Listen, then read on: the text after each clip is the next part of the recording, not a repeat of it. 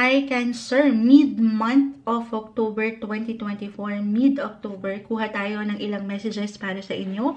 We will be straightforward, hopefully. Okay? At hingi rin tayo ng message bilang merong darating na full moon in the sign of Aries. Tingnan natin kung anong maaring epekto na iwan nito para sa inyo, Cancer. Mensaheng gabay lamang po. Message. Cancer, tayo po ay live na live sa YT. Babalikan ko kayo guys. After nito, Cancer, mensaheng gabay para sa mga taong ito. Guidance po. Message natin. Okay. Kumpul na sila. Ang dami na. Pagdating sa deck na ito talaga, ay kumpulan. Kumpulan ng bagsakan. The Sun, this one is in reverse. 3 of Pentacles. 8 of Cups. Okay, ito na. The Hangman, this one is in reverse. Nakakakuha man tayo ng ilang reversal cards. Hindi naman po ibig sabihin ay hindi okay. The Lovers. And the Tower. This one is in reverse. Cancer. Cancer, Cancer, Cancer. Expect the unexpected mid-month. Unahin na natin the Lovers. Love. 8 of Cups. Dalawa lang to guys. Dalawa lang ito. Minsan kahit gaano natin kamahal ang isang tao, isang relasyon, kung hindi na umaayon sa atin, okay, bilang Cancer din si Moonchild, kumbaga parang hindi na kayo nagtatagpo. Hindi na nabibigyan ng panahon yung isa sa isa. Alam niyo yun, wala nang give and take. Wala nang balance. Dalawa lang po ito. It's either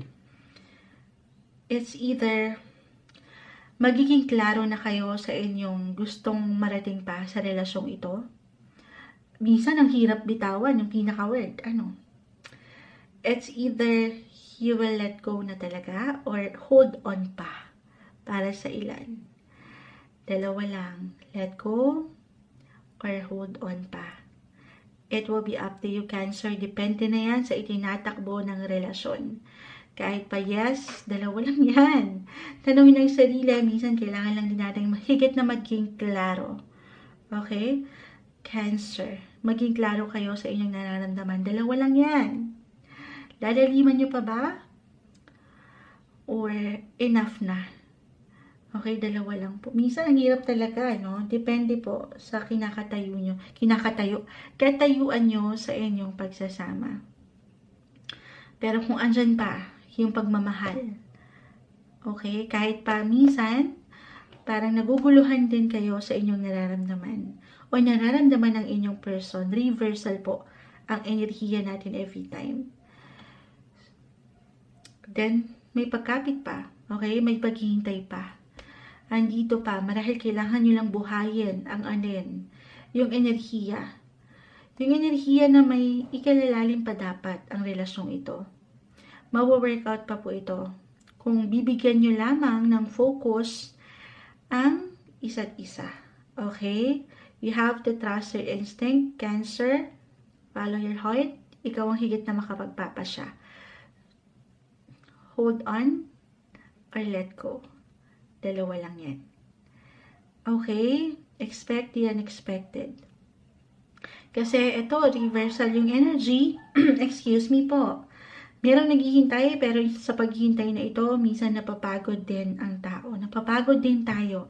Baka ikaw pagod ka na rin, or siya. So, syempre pa, it has to be balanced. Andito man yung love eh.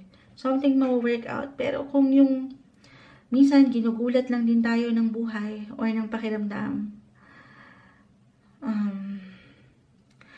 Why I'm getting a message dito, na ikaw ang kailangan na higit na magbuo ng decision. Nasa iyo ang decision, Cancer. You might have to make a decision.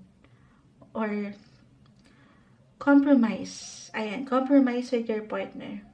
Ito yung kailangan yung bigyan ng decision talaga. Kung saan ba. Connect, okay? Communicate.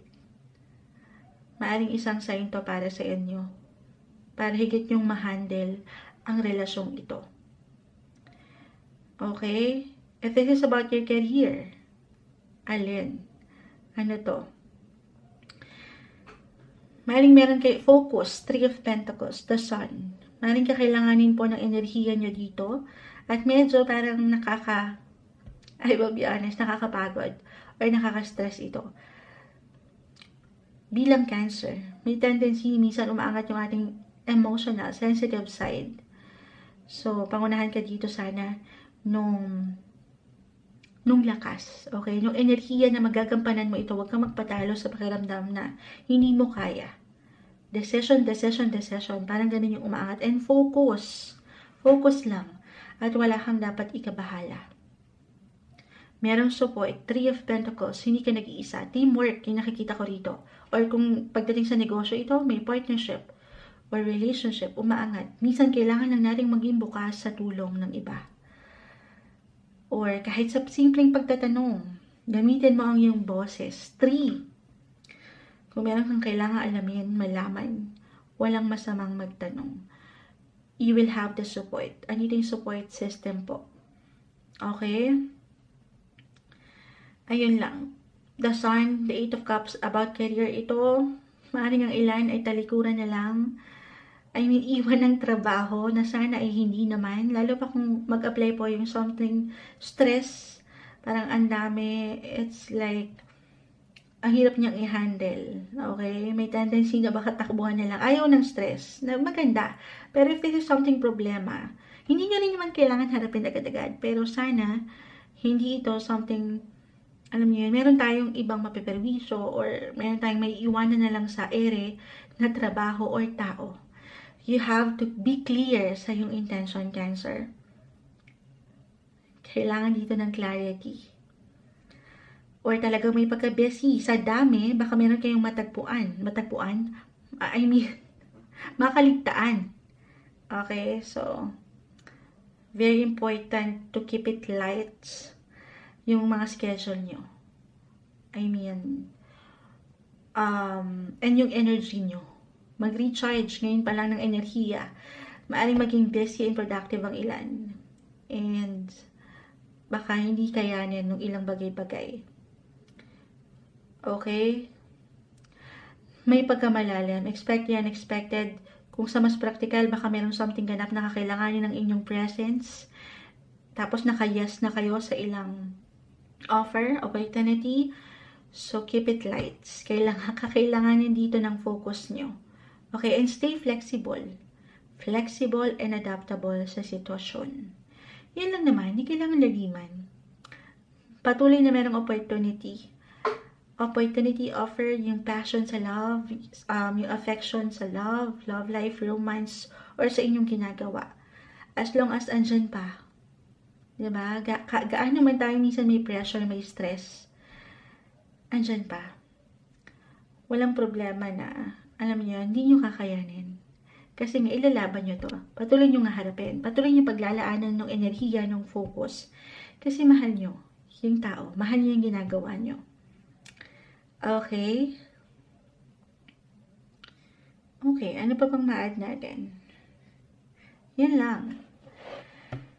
Stay flexible again sa mga sitwasyon na pwede pang ihain sa inyo ng universe.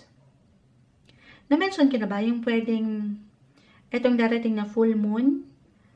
Full moon in Aries this October 17, it will highlighted your 10th house of career.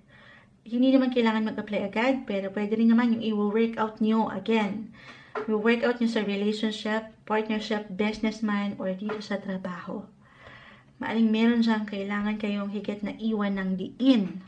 Okay? Dalawa lang yan. Full moon. Full moon. Okay. Maaring meron changes. It could be about endings. Para sa new chapter na paparating sa inyong buhay, trabaho, or relasyon. Dalawa lang. It's either you will let go or ilalaban nyo pa. Depende yan, again, kung nandyan pa ang mga puso nyo sa inyong ginagawa or sa taong ito. Ikaw ang higit na makapagpapasya. Dear Cancer. Ngayong mid-October 2024, Cancer.